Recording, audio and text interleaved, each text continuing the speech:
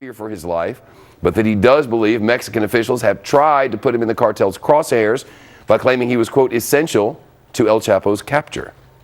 There is this myth about the visit that we made, my colleagues and I, with El Chapo, that it was, as the Attorney General in Mexico is quoted, essential to his capture. We had met with him many weeks earlier.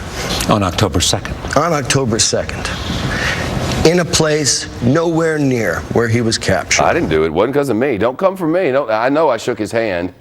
Isn't that impressive? Wow. The actor says he believes the notion that he found El Chapo first, quote, humiliated Mexican officials. He also says that his article in Rolling Stone has failed. Penn says that's because the purpose of the story was to start a conversation about the war on drugs, and he says that didn't happen. Penn's Rolling Stone article came out the day after Mexican Marines caught the cartel leader.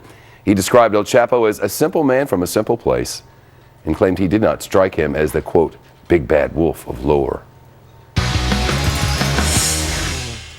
It's all kind of disgusting, isn't it, Kennedy? I would say I'm disappointed in Sean Penn, but it was a very low bar. Yeah. How much expectation could you have? I don't think there was a lot of appointment for me. He is so naive, he's so narcissistic, and he is so ignorant to the way mass surveillance works, certainly in this country, which was working hand in hand with Mexico to recapture El Chapo. And the reason Sean Penn was having any dialogue with them was because of El Chapo's lady crush, yeah, he wanted the Mexican actress. And all they had to do was put their phones under surveillance, and they obviously did. And Sean Penn is so, I don't want to use the word stupid, but I can't think of anything else right now.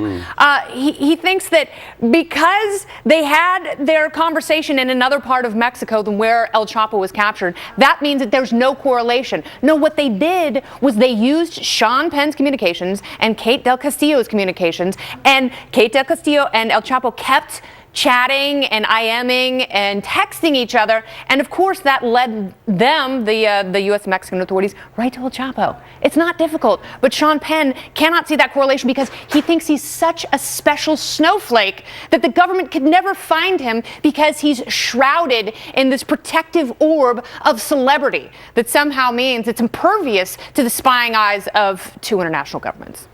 I wouldn't want to hang out with El Chapo.